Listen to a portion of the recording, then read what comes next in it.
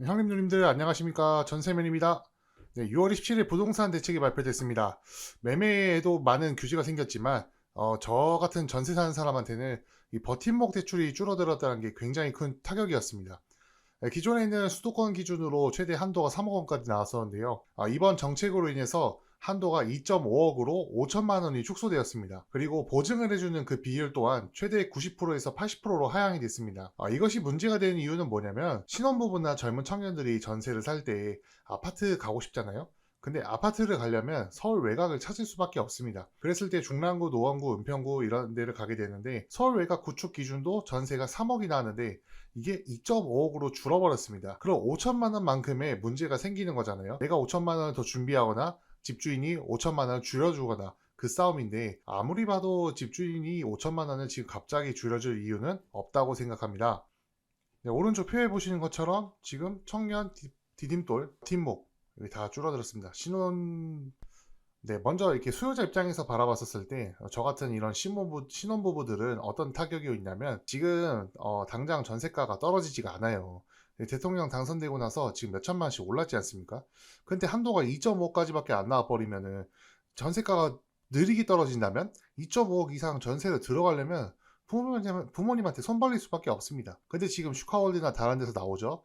60대 이상 일자리 엄청 증가하고 있다고요. 우리 부모님들도 지금 60 넘어서도 일하고 계신 분들이 정말 많습니다. 그런데 전세가가 이렇게 빨리 떨어지지 않으면 아들들이 또 딸들이 이렇게 부모님에게 손 벌려야 되는 그런 상황이 오게 됩니다. 자, 그러면 전세를 공급하는 임대인 입장에서는 어떨까요? 줄 수가 없어요. 3억 하던 거를 한도가 2.5까지밖에 안 나오니까 뭐 신용대출이나 부모님 다 도움을 받아야 되는데, 그럴 바에는 차라리 3억짜리 안 들어가고 2.3억, 4억, 2.5억 이런 것들을 좀 집을 낮춰서라도 들어가지 않을까 하는 생각이 됩니다. 그러면서 이렇게 수요가 줄어들면서 계약에 대한 공백이 생길 수가 있고요. 지금 제가 알고 있는 몇몇 지역들을 살펴보면 매물을 다 걷었습니다. 전세 매물을. 근데 이거는 아까 말씀드린 것처럼 계약된 게 아니라 지금 정책 실행된 지 얼마 안 됐기 때문에 다 눈치 게임 하려고 잠깐 내려놓은 것 같습니다. 자, 누가 가장 피해를 보고 있을까요? 아무래도 계약 갱신을 앞둔 사람이지 않을까 싶습니다. 보증금을 5% 올려버리거나 2년 플러스 2년을 산 경우에는 새롭게 재계약을 해야 합니다. 그런데 내가 만약에 3억짜리 살고 있었는데 기존의 80%에서 2억 4천 받죠? 그러면 6천만 원을 신용대출을 받든 부모님 도움을 받든 채워오면 되는데요.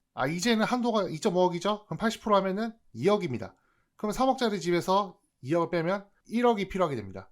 4천만 원 어디서 구하냐고요. 부모님한테 또 굽신굽신 해야 돼요. 근데 부모님들도 4천만 원 이렇게 주기 쉽지 않습니다, 사실. 그러다 보니까 계약갱신 앞둔 사람이 지금 가장 큰 피해를 보고 있습니다.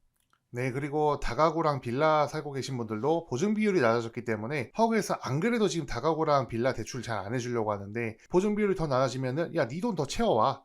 내가 손해 덜 봐야 되니까 네가 더 준비해와.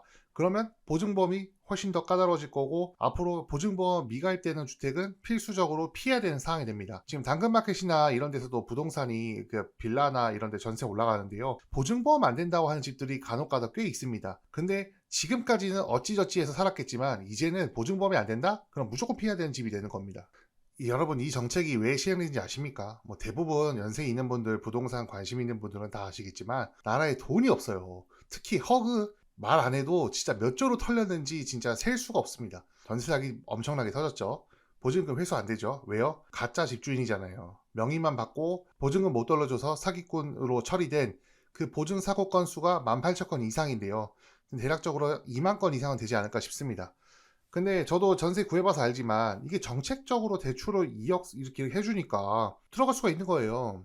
안 그러면은 이 정책 대출을 받지 않으면은 집을 제대로 들어갈 수가 없어요. 정책적으로 보증금 대출이 늘어나고 전세 사기가 터지면서 허그에 돈이 없어요. 몇 년 동안 털렸는지도 몰라요. 그런데 점점 돈이 없어지니까 이제는 트라우마가 되기 때문에 이런 정책이 실행된 것입니다. 네, 결론입니다. 앞으로 전세 시장은 위축될 가능성이 많습니다. 더욱더 집을 구하기가 어려워질 것이고요. 지금 특히 2.5억에서 3억짜리 전세 살고 있는 사람들이 가장 피해를 볼 것입니다. 그러면 전세 안 놓으면은 지금 있는 집들이 어떻게 되겠어요? 결국 월세로 전환되지 않을까 생각이 됩니다. 그리고 저처럼 지금 살고 있는 세입자들도 보증금 5% 올리면 어떡하지 하면서 불안해지고요. 2년 더 사시면서 계약갱신 쓰신 분들은 다음 계약할 때 집주인이 보증금 안 낮춰주면 어떡하지 하면서 불안해할 겁니다. 그런데 이 정책은 허그랑 은행은 절대 손해를 보지 않으려고 만들어진 정책입니다. 여러분, 지금은 각자 도생의 시대라고 합니다. 저와 함께 하면서 계속해서 아이디어를 나누고 어떻게든 살아가는 방법을 찾을 수 있으면 좋겠습니다. 시청해 주셔서 감사합니다.